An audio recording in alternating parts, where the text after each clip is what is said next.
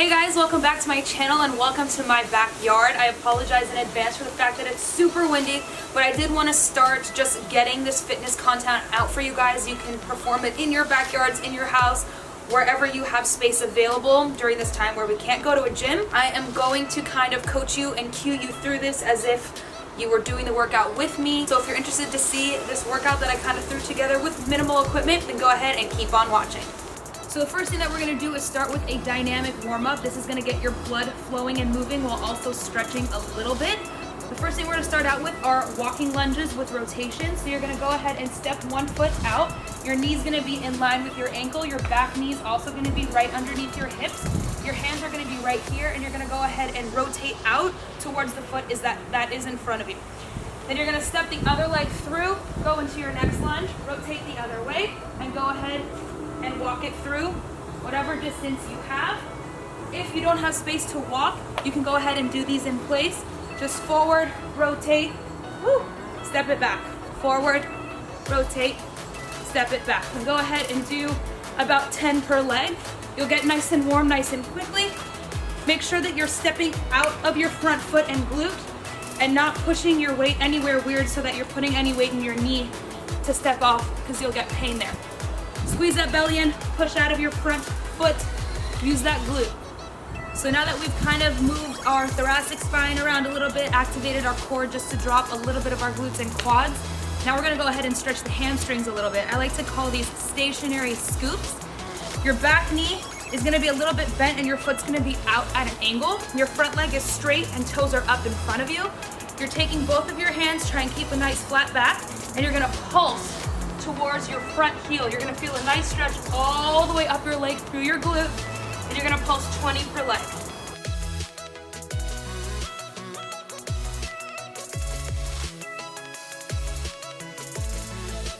If you're somebody who gets a lot of knee pain while you're working out, it might be because your quads are tight.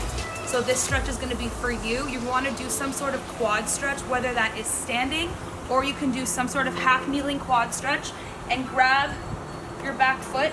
You'll feel a stretch all up in here on your quads. If you also want something for your hip flexors, tuck your butt under and reach forward just a little bit. You're gonna feel a stretch all up in here. Everything here will release, and then your knees will be safe for the rest of the workout. All right, moving into our first circuit, first exercise, I want you stepping into a nice wide stance. We're gonna be doing a sumo squat. A lot of clients tend to open up their feet. I don't want you doing that wide.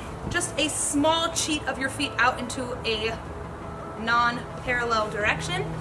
What you're gonna do is your butt is gonna go down and back behind you into a squat while your weights are down and in front of you. I also don't want rounding in of the shoulders. Get your shoulder blades back and down. Squeeze that belly in. You're coming down to a sumo squat. Keep those elbows nice and locked in. You're gonna hammer curl right here. So no rotation of the wrist, it's not a regular curl. You're going straight hammer curl, then you're gonna go ahead and stand back up. So your squat, curl, release, and stand. Right here, depending on how much weight you have available to you, I want you doing about 12 to 15 repetitions. I have 5-pound weights accessible to me, so I'm gonna do 15 reps. If I had more, I do 12. If I had 15-pound weights, I do 10. Just depends on what weights you have available. Okay, now for push-ups. If push-ups are really difficult for you, the most regressed version is just straight on a wall. This is gonna be a little bit more advanced because it's already at an angle, and then as you get lower and lower to the floor, the harder it will be. So, I'm just gonna use this because it's the height that I have accessible to me to show you. Your hands are gonna be in direct line with your shoulders on both sides. Feet are together, butt is tucked under just a little bit to keep that core active. You're going all the way down, all the way up. All the way down, all the way up. Keep that core tight. Again, 12 to 15 reps. Now, depending on what equipment you have available to you, you can change up this next exercise. I happen to have a slam ball with me, so I'm going to show you what ball slams would look like. And then if you wanted to switch it to jump squats, we're going to show you that next. So, for ball slams, I want the ball all the way up and overhead. You're going to slam that ball down as hard as you can. Keeping your chest up, you're gonna squat down, pick it up, going straight into the next rep, okay? A lot of my clients like to cheat at the bottom of the exercise. They fold forward, have a little bit of a rounded back, and pull it up. You have no core active, no upper body active at all when you do that. Slam it down, chest up, pick get up. Then you're also using biceps to curl, press, slam it down. You're using biceps, you're using shoulders, you're using glutes, you're using core. This is a full body exercise. Don't cheat it. If you don't have a ball accessible to you, you're gonna change that exercise into jump squats. You can have a little bit of fun with this too. You can do a normal jump squat, arms back behind you, jump up, squat down, jump up, squat down. You can also do hands up overhead with a full jump. You can also make these transverse, jumping side to side. Squat down, jump, squat down, jump, squat down, jump. Depending on your level, you can change up the exercise. Okay, so that is your first circuit. You're gonna use all 4 of those exercises, repeat them in a circuit 3 times through. Each exercise you're gonna complete 12 to 15 reps depending. Give yourself a 1-minute break in between each circuit, and then you're gonna go straight into the second circuit. Okay, starting with the first exercise of your second circuit, we're gonna be doing a half kneel to overhead press. I am using a pad. This is just a Air Max pad to protect my knee from hitting just straight on the floor. You can also fold up a towel or something like that, use a pillow. And then I'm also giving you 2 options of weights. So you can either use a dumbbell, which is just something simple like this, or if you have some sort of kettlebell accessible to you, you can use this as well. What you're gonna do is you're gonna start with the weight in the same side that the foot is in front. Okay, you're in a half kneeling position. This arm is out to the side for balance. This one is in a neutral position. Dumbbell is touching your chest, okay? So I don't want you letting it drop, and I don't want it hanging out any weird way. Dumbbell butt should be touching your chest. You're gonna be facing forward. As you stand up, this foot is going to step together in line with the foot that's in front while you're pressing this dumbbell up into the sky, okay? So you're coming to stand, pressing at the same time, squeezing the belly, squeezing the glutes, and then you're coming down slowly. As you come back down, the dumbbell comes back down. So you're coming to stand, coming down, coming to stand, coming down. Now, that's gonna look a little bit differently with the kettlebell. You're gonna be using it this way. It's gonna be in a front rack position, facing this way. As you press up, your wrist is gonna rotate out to press. So it's kind of coming out and pressing up. So facing this direction, same thing, coming to stand, rotation in the wrist, coming back down. Rotation of the wrist, coming back down. Now, the only difference between using that kettlebell is it's gonna hit different heads of the shoulder, whereas the dumbbell is just gonna hit one head because you're not having any rotation of the wrist. Next exercise is going to be a 1.5 stance of an RDL, a Romanian deadlift. If you have trouble hinging, regress this exercise so that you're literally just sending your butt to the back wall and coming up, squeeze. Butt to the back wall, coming up, squeeze.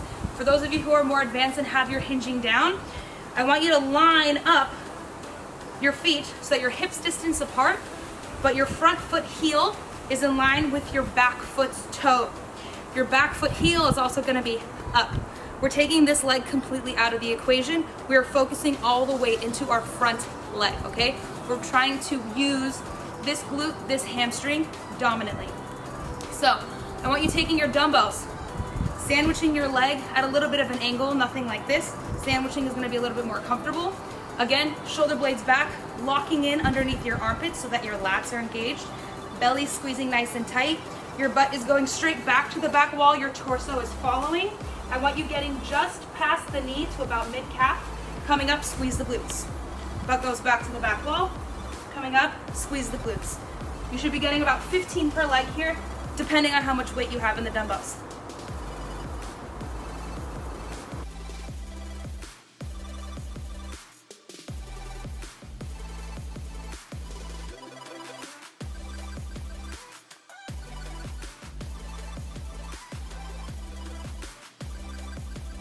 Okay, the next exercise is called a renegade row. You're gonna be in a plank position with your weights underneath you, and then you're gonna go ahead and row each weight individually. So you're gonna need dumbbells for this.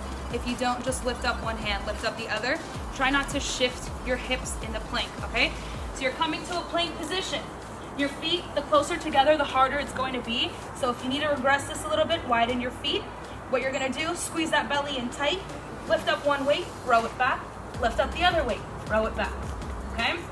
You should have 10 to 12 per arm, 15 15 per arm, depending on how much you can handle. Once you're done with those, I want you going straight into mountain climbers. Try and keep your upper body nice and flat, shoulders over your wrists. You're bringing knees to chest. Try and pick up the speed here, squeeze that belly in nice and tight. I want you going 20 per leg. So that is your second circuit. Go ahead and repeat that one 3 times through as well. You can vary the rep ranges, 10, 12, 15, however many you see fit, as I've been saying. And then that is it for today's workout. Let me know in the comments section below what you guys think, what you guys want to see next. Let me know how many calories you burned if you repeat this on your own, and if you ended it as out of breath as I am. I can't even speak. And that's it for today's video. If you enjoyed it, give it a thumbs up and subscribe, and I'll see you in the next one.